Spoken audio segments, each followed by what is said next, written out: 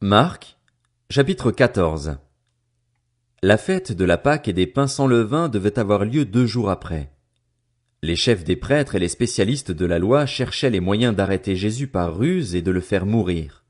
Ils se disaient en effet que ce ne soit pas pendant la fête, afin qu'il n'y ait pas d'agitation parmi le peuple. Comme Jésus était à Béthanie, dans la maison de Simon le lépreux, une femme entra pendant qu'il se trouvait à table. Elle tenait un vase qui contenait un parfum de nard pur très cher. Elle brisa le vase et versa le parfum sur la tête de Jésus. Quelques-uns exprimèrent leur indignation entre eux. À quoi bon gaspiller ce parfum? On aurait pu le vendre plus de 300 pièces d'argent et les donner aux pauvres. Et ils s'irritaient contre cette femme. Mais Jésus dit, Laissez-la. Pourquoi lui faites-vous de la peine? Elle a fait une bonne action envers moi. En effet, vous avez toujours les pauvres avec vous et vous pouvez leur faire du bien quand vous le voulez, mais vous ne m'aurez pas toujours. Elle a fait ce qu'elle a pu, elle a d'avance parfumé mon corps pour l'ensevelissement. Je vous le dis en vérité, partout où cette bonne nouvelle sera proclamée, dans le monde entier, on racontera aussi en souvenir de cette femme ce qu'elle a fait. Judas l'Iscariote, l'un des 12, alla vers les chefs des prêtres afin de leur livrer Jésus. Ils se réjouirent en l'entendant et promirent de lui donner de l'argent. Quant à Judas, il se mit à chercher une occasion favorable pour le trahir. Le premier jour des pains sans levain, où l'on sacrifiait l'agneau pascal, les disciples de Jésus lui dirent « Où veux-tu que nous allions te préparer le repas de la Pâque ?» Il envoya 2 de ses disciples et leur dit « Allez à la ville, vous rencontrerez un homme qui porte une cruche d'eau. Suivez-le. Là où il entrera, dites au propriétaire de la maison « Le maître dit, où est la salle où je mangerai la Pâque avec mes disciples? Alors il vous montrera une grande chambre à l'étage, aménagée et toute prête. C'est là que vous nous préparerez la Pâque. » Ses disciples partirent, arrivèrent à la ville et trouvèrent tout comme il le leur avait dit, et ils préparèrent la Pâque. Le soir venu, il s'y rendit avec les 12. Pendant qu'ils étaient à table et qu'ils mangeaient, Jésus dit, « Je vous le dis en vérité, l'un de vous, qui mange avec moi, me trahira. » Ils devinrent tout tristes et lui dirent l'un après l'autre, « Est-ce moi ?» Il leur répondit, « C'est l'un des 12, celui qui met la main dans le plat avec moi. Le Fils de l'homme s'en va conformément à ce qui est écrit à son sujet, mais malheur à l'homme par qui le Fils de l'homme est trahi. Mieux vaudrait pour cet homme qu'il ne soit pas né. » Pendant qu'ils mangeaient, Jésus prit du pain et, après avoir prononcé la prière de bénédiction, il le rompit et le leur donna en disant, « Prenez, mangez, ceci est mon corps. » Il prit ensuite une coupe et, après avoir remercié Dieu, il la leur donna et ils en burent tous. Il leur dit, « Ceci est mon sang, le sang de la nouvelle alliance, qui est versé pour beaucoup.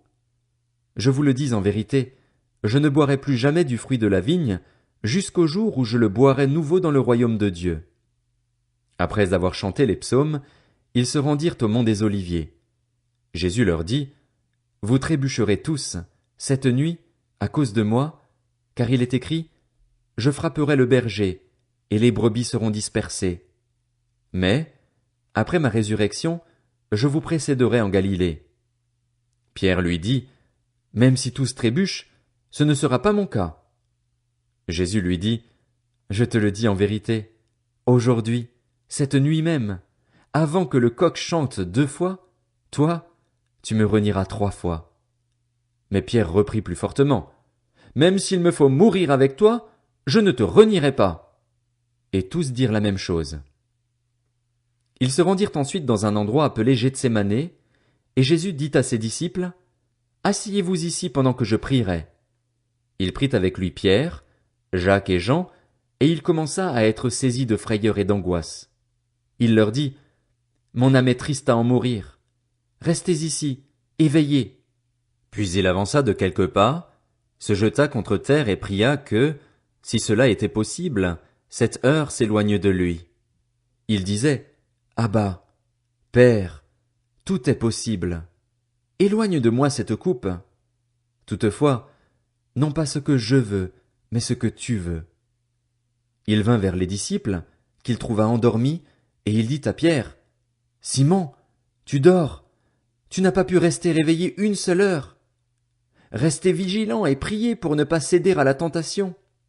L'esprit est bien disposé, mais par nature l'homme est faible. » Il s'éloigna de nouveau et fit la même prière. Il revint et les trouva encore endormis, car ils avaient les paupières lourdes. Ils ne surent que lui répondre. Il revint pour la 3e fois et leur dit: « Vous dormez maintenant et vous vous reposez. C'est assez. L'heure est venue. Voici que le Fils de l'homme est livré entre les mains des pécheurs. Levez-vous, allons-y. Celui qui me trahit s'approche. » Il parlait encore quand soudain arriva Judas, l'un des 12, avec une foule armée d'épées et de bâtons envoyés par les chefs des prêtres, par les spécialistes de la loi et par les anciens. Celui qui le trahissait leur avait donné ce signe: « L'homme auquel je donnerai un baiser, c'est lui. Arrêtez-le et emmenez-le sous bonne garde. » Dès qu'il fut arrivé, il s'approcha de Jésus en disant: « Maître !» Et il l'embrassa. Alors ces gens mirent la main sur Jésus et l'arrêtèrent. Un de ceux qui étaient là tira l'épée, frappa le serviteur du grand prêtre et lui emporta l'oreille. Jésus prit la parole et leur dit: « Vous êtes venus vous emparer de moi avec des épées et des bâtons, comme pour un brigand. J'étais tous les jours parmi vous, enseignant dans le temple, et vous ne m'avez pas arrêté. Mais c'est afin que les Écritures soient accomplies. » Alors tous l'abandonnèrent et prirent la fuite. Un jeune homme le suivait, habillé d'un simple drap. On l'attrapa, mais il lâcha le drap et se sauva tout nu. Ils emmenèrent Jésus chez le grand prêtre, où se rassemblèrent tous les chefs des prêtres, les anciens et les spécialistes de la loi. Pierre le suivit de loin jusqu'à l'intérieur de la cour du grand prêtre.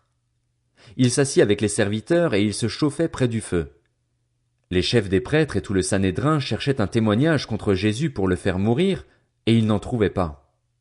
Beaucoup rendaient en effet de faux témoignages contre lui, mais les témoignages n'étaient pas concordants. Quelques-uns se levèrent et portèrent un faux témoignage contre lui en disant: « Nous l'avons entendu dire: je détruirai ce temple fait par la main de l'homme, et en 3 jours j'en construirai un autre qui ne sera pas fait de main d'homme. » Même sur ce point-là, leur témoignage ne concordait pas. Alors le grand prêtre se leva au milieu de l'assemblée et interrogea Jésus en disant: « Ne réponds-tu rien? Pourquoi ces gens témoignent-ils contre toi? » Mais Jésus gardait le silence et ne répondit rien. Le grand prêtre l'interrogea de nouveau et lui dit: « Es-tu le Messie, le Fils du Dieu béni? » Jésus répondit: « Je le suis, et vous verrez le Fils de l'homme assis à la droite du Tout-Puissant et venant sur les nuées du ciel. » Alors le grand prêtre déchira ses vêtements et dit: « Qu'avons-nous encore besoin de témoins? Vous avez entendu le blasphème. Qu'en pensez-vous? » Tous le condamnèrent, déclarant qu'il méritait la mort. Quelques-uns se mirent à cracher sur lui, à lui mettre un voile sur le visage et à le frapper à coups de poing en lui disant: « Devine !» Même les serviteurs le frappaient en lui donnant des gifles. Pendant que Pierre était en bas dans la cour, une des servantes du grand prêtre arriva.